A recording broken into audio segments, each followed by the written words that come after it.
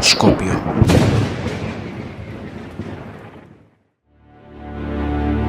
Hoy hablaremos de los hechos que inspiraron a la película Una aventura extraordinaria o La vida de Pi. La sinopsis. Una aventura extraordinaria cuenta la historia de Pisim Molitor Patel, o más conocido como Pi, cuando él junto a su familia tienen que dejar su vida en la India, viajando en un barco camino a Canadá con algunos animales, los cuales serán vendidos en ese país, luego que su padre se tuviera que deshacer del zoológico de su propiedad en la India, ya que el gobierno no estaba pagando para su funcionamiento. Después de días de viaje, una gran tormenta hunde el barco. Pi sobrevive junto a algunos animales en un bote salvavidas, entre ellos nuestro protagonista, Richard Parker. Esta obra adaptada al cine tuvo 11 nominaciones al Oscar, ganando 4 de ellas como Mejor Director, Mejor Fotografía, Mejor Banda Sonora y Mejores Efectos Visuales. La novela de ficción en la cual se basa la película narra una interesante odisea la cual fue llevada al séptimo arte, pero se presume que tuvo una inspiración en una historia tétrica de náufragos y canibalismo. Pero antes de seguir la historia, Doc, cuéntanos más a fondo sobre el canibalismo. El canibalismo, como muchos otros fenómenos, siempre reposa en las ideas de los seres humanos desde un punto de vista muy simbólico e inconsciente.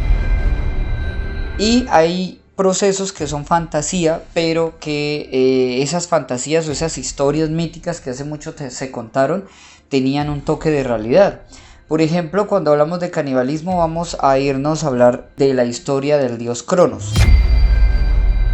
Cronos antes había tenido una guerra, él era hijo de Urano y de Gea, pero él destrona a su padre, se casa con su hermana Rea y asume el reino de los dioses. En ese proceso, Cronos se pone a pensar que así como él había destronado a su padre Urano, sus hijos también lo iban a destronar. Entonces Cronos piensa, si yo me como a mis hijos antes de que nazcan, pues nadie me va a destronar. La historia dice que sí, efectivamente su esposa Rea tiene a sus hijos y él se los va engullendo, se los va comiendo. Pero al final Rea termina salvando a uno, que era el dios Zeus, y ya con el tiempo Zeus se prepara para generar una guerra contra el dios Cronos. Esto es un mito que hace parte de la mitología griega y que nos habla algo sobre canibalismo. El nombre técnico del canibalismo, o bueno, no necesariamente el nombre técnico, pero sí hablando un poco más técnicamente respecto al hecho de comer carne humana, a esto se le conoce como antropofagia. Los animales son antropófagos porque muchos animales pueden cazar a un ser humano y se lo pueden comer. Solo que el acto o el término ya un poco más retorcido es cuando el ser humano se come al mismo ser humano, y esto es un acto de antropofagia, pero se lo conoce como canibalismo porque él está comiéndose, se puede decir que a su propia especie. Una descripción muy interesante sobre el canibalismo, Doc, la cual nos da una idea para dónde va este video. Para hablar de esta historia que nos reúne el día de hoy, tenemos que remontarnos al momento de la inspiración de Yann Martel, quien después de leer la reseña de la novela titulada Max y los gatos, del escritor brasileño Maxilis Clear, que trata de un refugiado judío huyendo del imperio nazi cruzando el océano Atlántico en compañía de un jaguar. La verdad es que Martel tomó la idea y ni siquiera le consultó a Scliar, quien estaba estudiando la posibilidad de tomar algún tipo de acción legal contra Martel.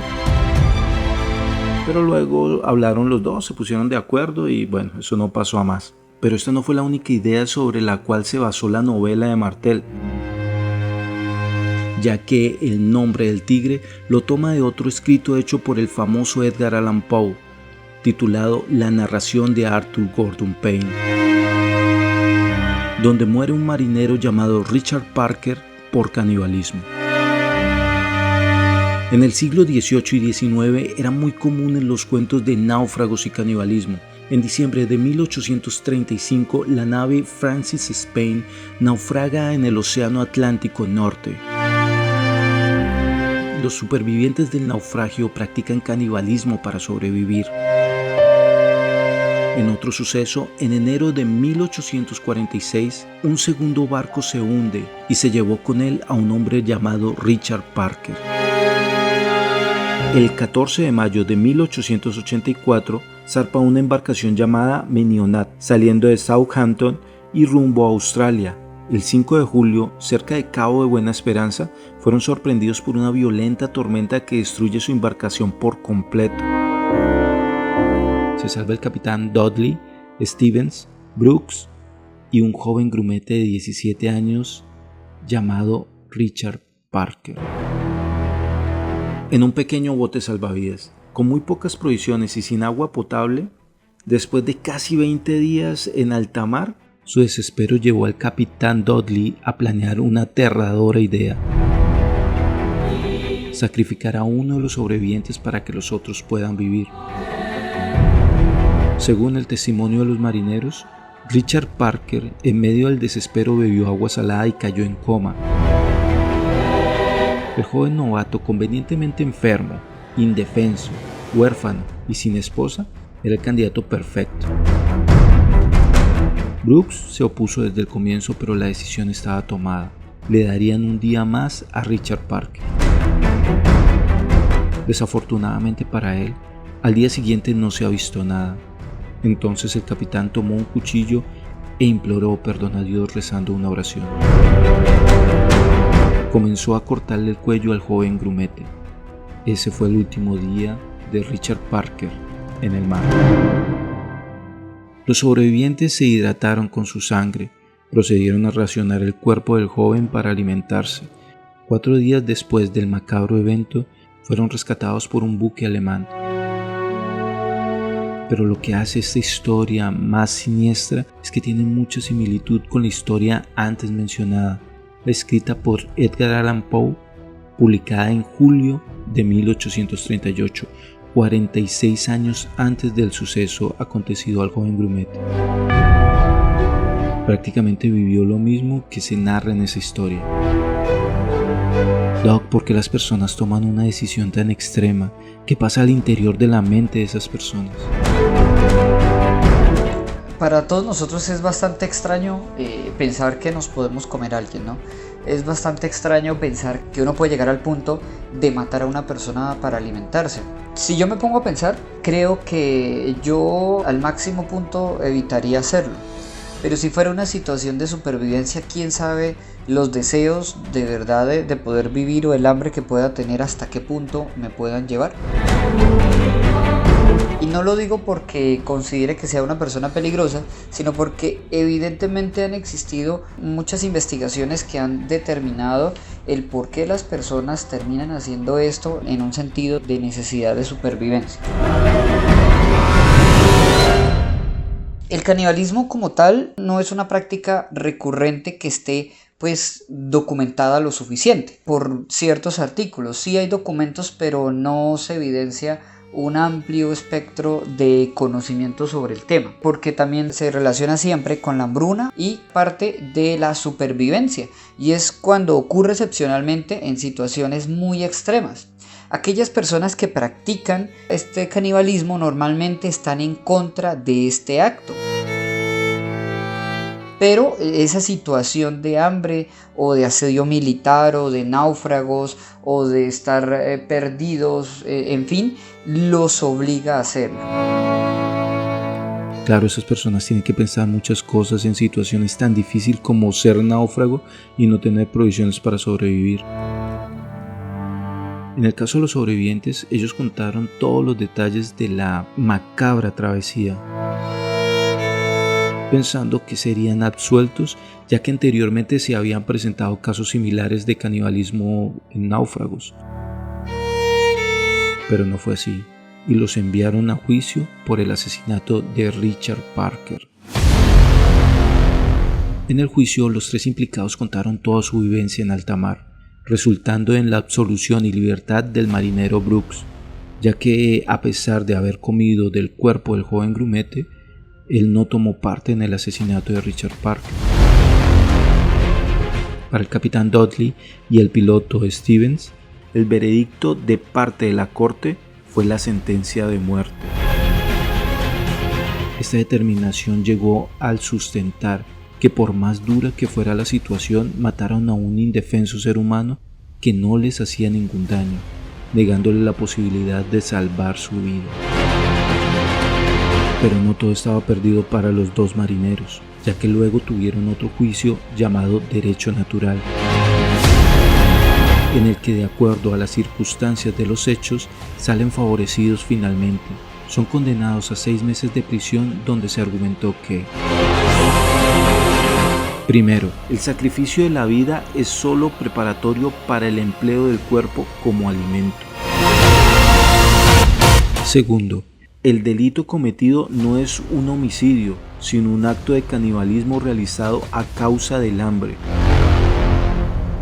Tercero, no olvidar que el valor del bien que se salva debe ser superior al valor del bien que se sacrifica. Doc, desde la psicología, ¿qué explicación existe sobre el acto del caníbal?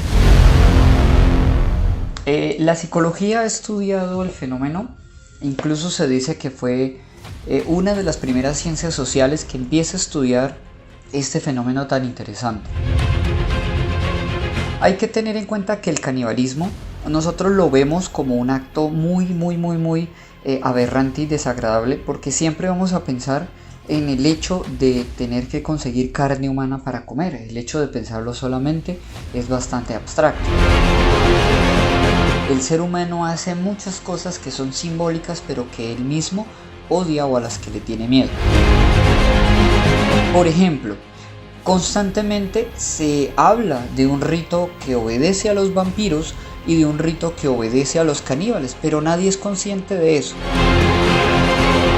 Y en este caso, en muchas de las prácticas religiosas donde se habla de comer la carne de Cristo o beber su sangre, estamos hablando simbólicamente de comer carne humana, porque estamos comiendo la carne de Cristo y tomando su sangre, y un acto de vampiros. Pero esto es algo muy simbólico.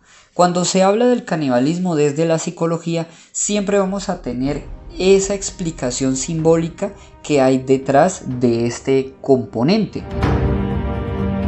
El hecho de incorporar una persona hacia adentro, el hecho de comerse a alguien, hace también relación a la fuerza que yo voy a adquirir, hace relación a la unificación que voy a tener con esa persona. Recordemos que en épocas antiguas, cuando los guerreros de ciertas tribus cazaban osos, cazaban leones, lo hacían en muchas ocasiones como un rito de fuerza y de guerra, y ellos utilizaban los colmillos o utilizaban la piel para demostrar que ahora tenían la fuerza de ese animal. Muchos de ellos también se comían al animal para incorporar, digamos que la nueva habilidad o la nueva resistencia que iban a tener, porque ahora se iban a comer un león, se iban a comer un oso, se iban a comer un lobo, y eso les iba a dar propiedades místicas y mágicas relacionadas a esto. Cuando una persona se come a otra persona, está incorporándolo también. Si es por un acto de supervivencia, la persona siente que va a morir, pero si se lo come inconscientemente, está recibiendo una vida, está teniendo una oportunidad más para poder vivir. Gracias por vernos.